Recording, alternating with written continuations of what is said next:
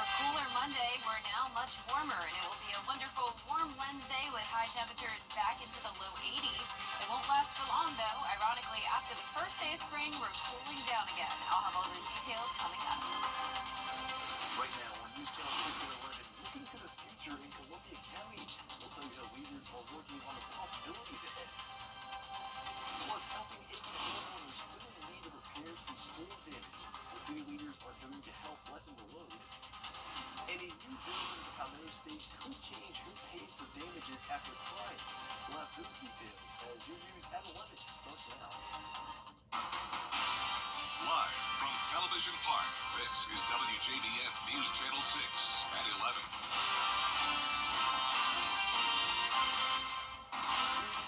You're watching News Channel 6 at 11. I'm Graham Lee. Thank you so much for joining us. Coverage you can count on begins with new developments in the officer-involved shooting that happened last Thursday on Glen Hills Drive. The sheriff's office has just released body camera footage of the incident. The sheriff's office says the suspect, Brandon Hill, raised a gun in the air after being told to show his hands. He then pointed the gun at Deputy David Hopkins, and Hopkins shot him in the chest. After an independent review by the Columbia County Sheriff's Office, the team ruled that Deputy Hopkins was justified in his use of force and acting within department policy. We want to show you the clip of what led up to the shooting. Viewer discretion is advised.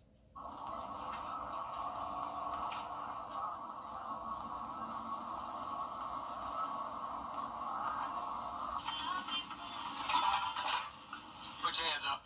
Put your hands up.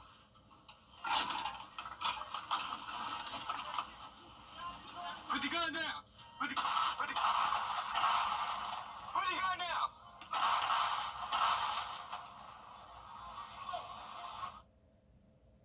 And Mr. Hill made a statement to Deputy Hopkins that indicated his intent for this encounter to escalate in the manner that it did. At last check, Hill was still in the hospital in critical condition. Well, it was a nice warm day today with lots of sunshine, and right now on our Terry Lambert Hyundai Skyview cam from Wellstar MCG Health, we have quiet weather this evening. As for our almanac, we started out chilly, down to 35 at Augusta Busch Field, but then we climbed up to 75 degrees in the afternoon, so a 40-degree spread between our morning temperature and afternoon temperature.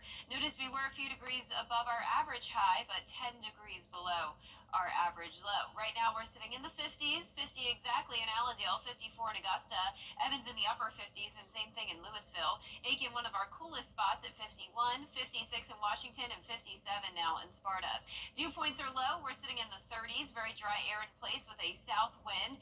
We're still seeing winds up to around 5 miles per hour in some spots, but for the most part it's a calm evening with some clouds coming in from the west. Not expecting any rain though, and tomorrow will be another nice and sunny day as high pressure stays in control. Out to the west, we do have this cold front though approaching Texas. This will eventually bring us a rain chance by Thursday, but in the meantime tomorrow morning, calm winds, clear skies, and dropping down to around 40 degrees at the 6 o'clock hour. As we look ahead, you can see we're going to have the warmest day out of the week, 82 tomorrow. Then our highs drop down to the upper 60s on Thursday, and we cool down even further on Friday. In the morning, we'll be near the freezing mark. I'll have more details and a look at when we'll warm up again coming up, but back to you, Graham.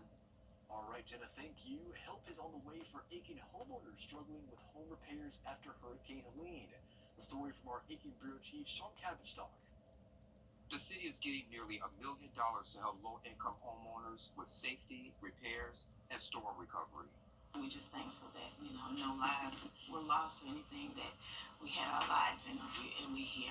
Clement and Carol Scurry says they're thankful to be alive after Hurricane Helene left them trapped. And I woke up my husband and I said, well, it's a lot of winds and hard winds, and so he was saying it was just a bad storm, and I said, no, it was more than that. Storm damage left holes in the roof, cracks in the walls, broken light fixtures, part of the porch collapsed, and broken windows. We couldn't afford to pay for it. We had to struggle and to, do a little bit here and then like that, We were graciously awarded a little over $800,000 to assist low-income families with repairs to their homes that was affected by Hurricane Helene. The South Carolina State Housing Trust Fund offers up to $30,000 for home repairs, including roofs, plumbing, and HVAC. It's first come, first served. They have to live within the city limits of Aiken, and I will take their information down and put them on a waiting list. The process starts with an inspection. Then they request the necessary documents from the homeowners. And I have a group of contractors that will bid on the work to be done. So that's usually about a 2-week to 3-week process.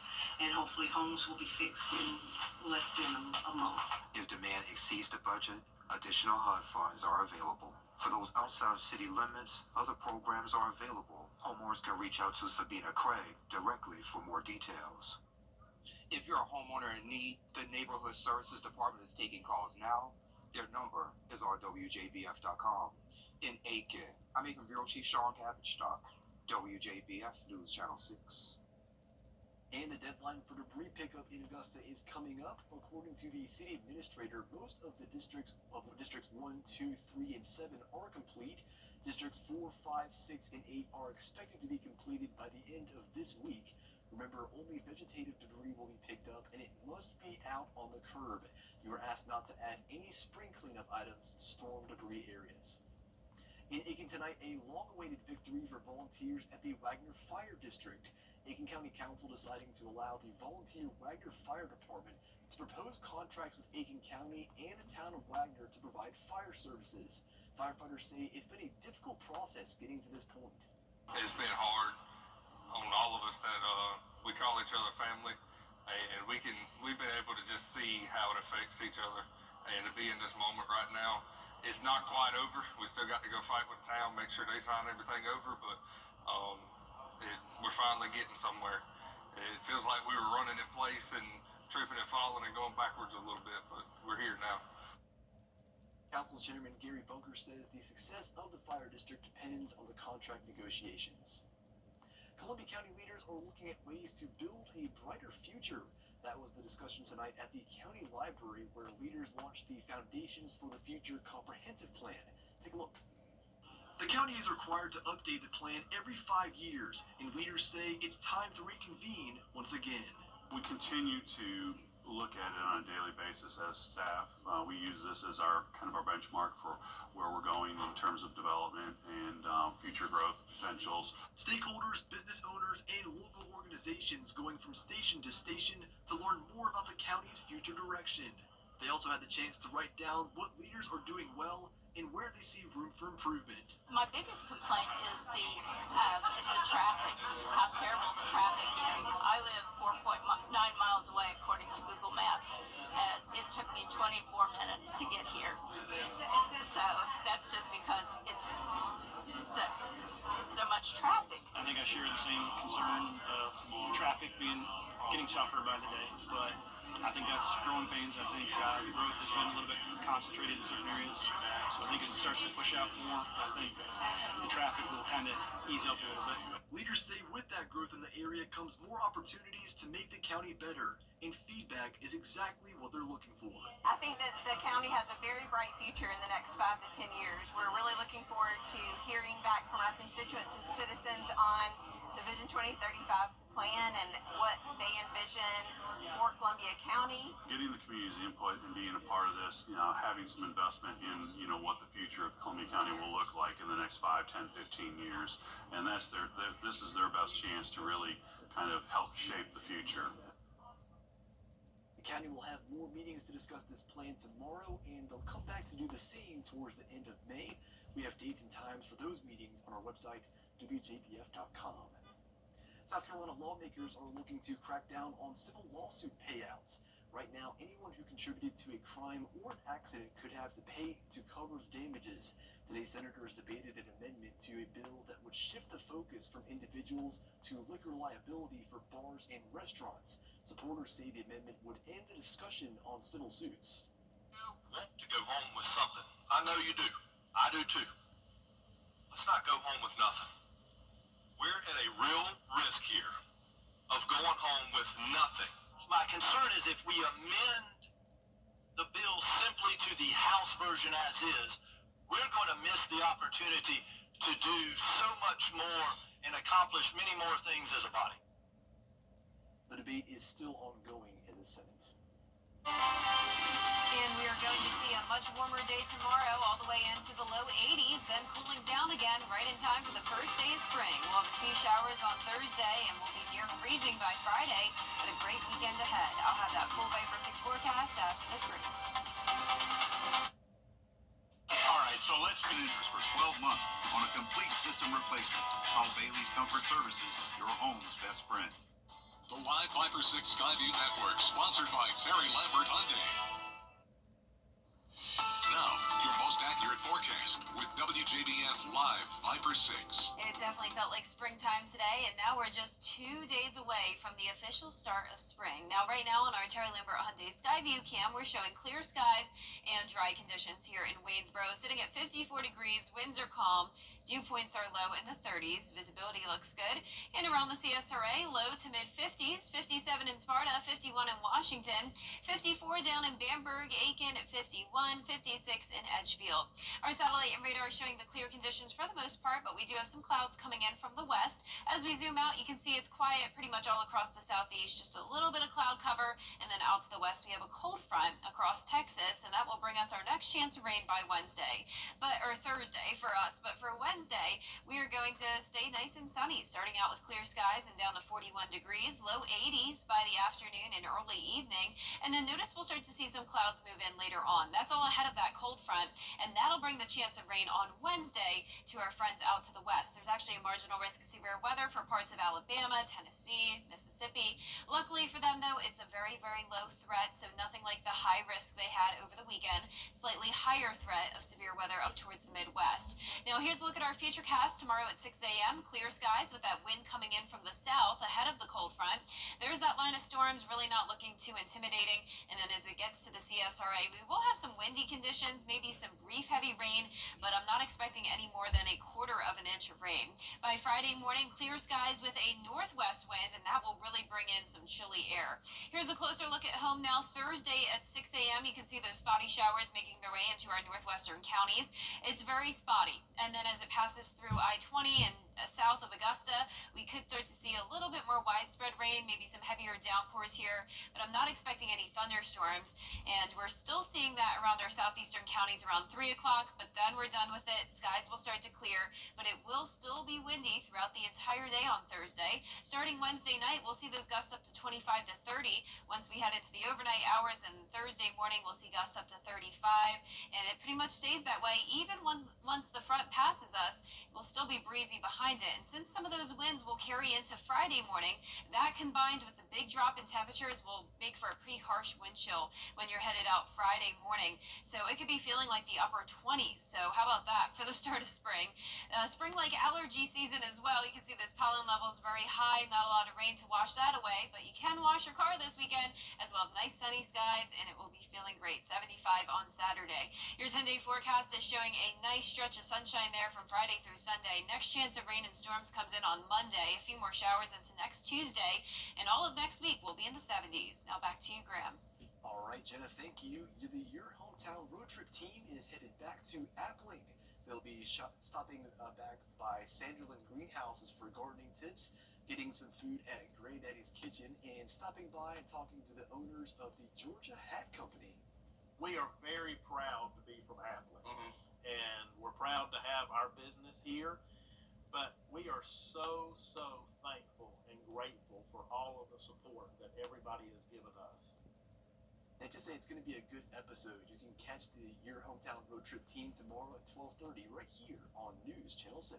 So heavy NASA astronauts stuck in space for nearly 9 months are back on Earth. Details after the break. But first, the winning numbers for tonight's South Carolina lottery are 53640, and you pick 4 winning numbers 6864 504.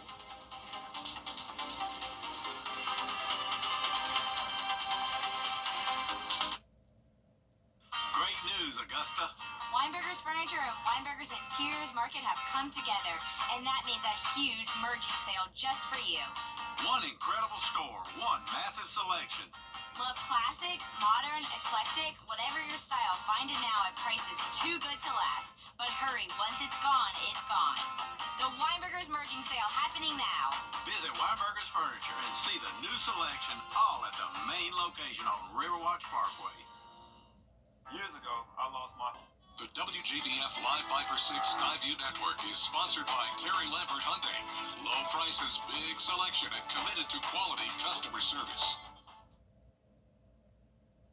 The NASA astronauts who arrived at the International Space Station on the Boeing Starliner are finally home. What was supposed to be an 8-day journey was delayed more than 9 months. Zareen Shah has the story. And splashdown, Crew 9 back on Earth.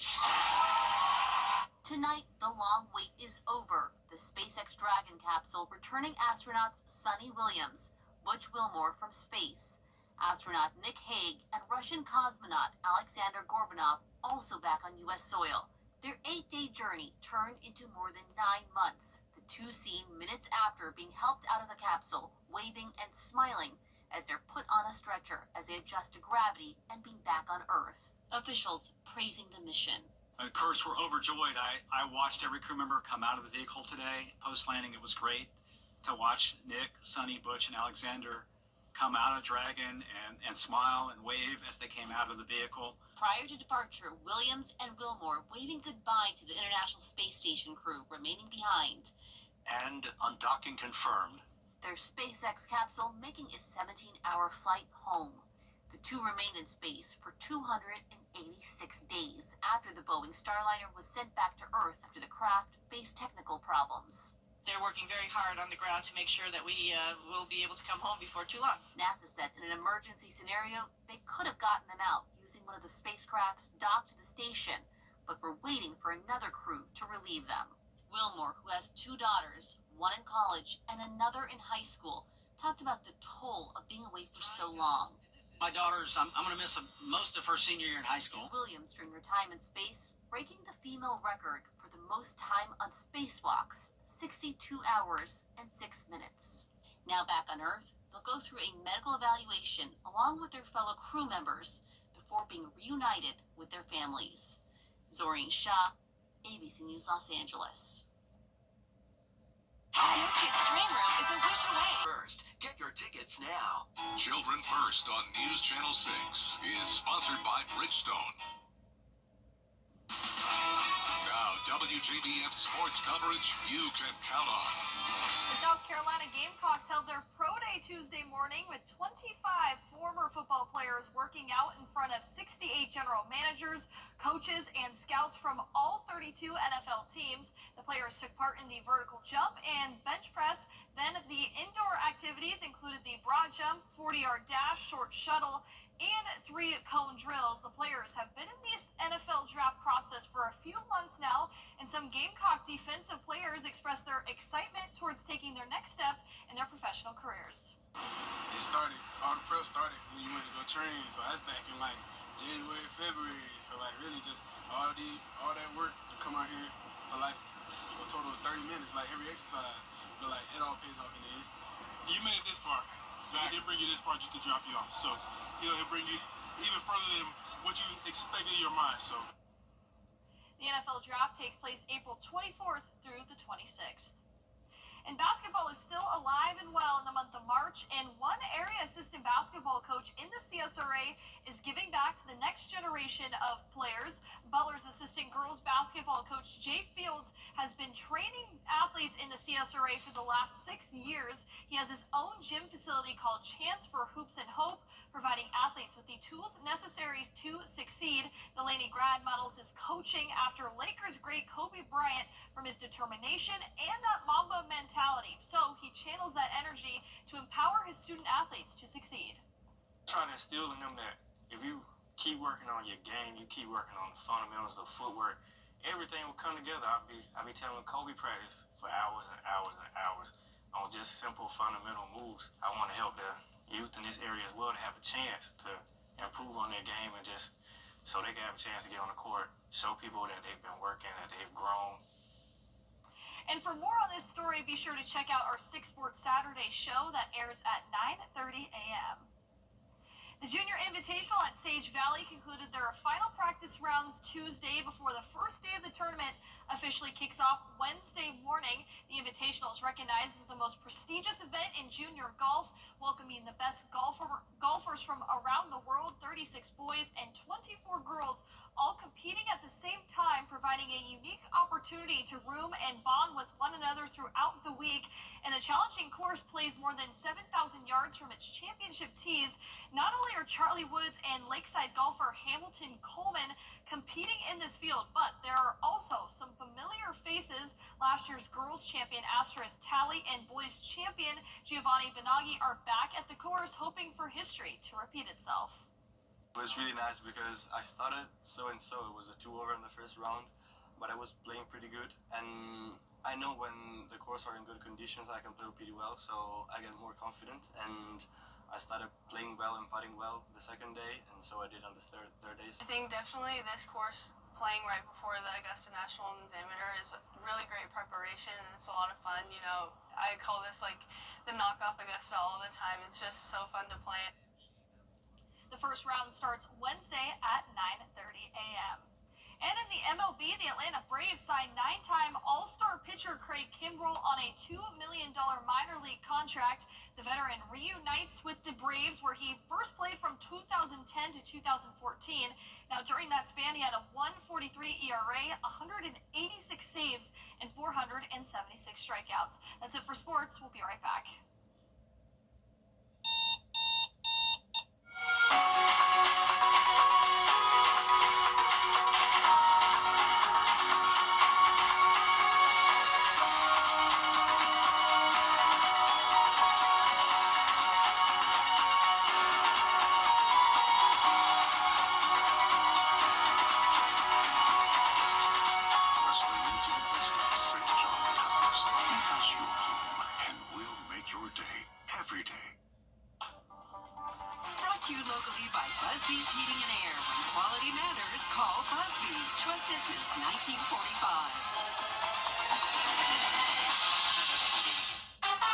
He's Mayberry's sheriff without a gal. Hello, gal. Will Andy go a-courting with Bachelorette number 1? She's a real nice lady, Paul. Number 2? Paul, that girl can do everything. Or number 3? I'm getting goosebumps just thinking about it. Play along in the game of love. Just think, one of them might be the next Mrs. Andy Taylor. On the Andy Griffith Show. Weeknights starting at 8 on MeTV. WJBF 6.2. Let's get whipping in the kitchen. A restaurant on Staten Island in New York hires grandmothers instead of professional chefs to do its cooking. Each grandmother is carefully chosen to present a wide variety of traditional entrees from various countries. Each is devoted to sharing her country's culture through its unique food. The restaurant is even putting out a book with exotic recipes called Notice of the World. That's pretty cool, if you ask me, not gonna lie. That food sounds really good. It looks really good, too. That's amazing. Well, thank you so much for joining us tonight. Be sure to download our app to get ready all the breaking news and weather. J-May tomorrow morning. Happy night.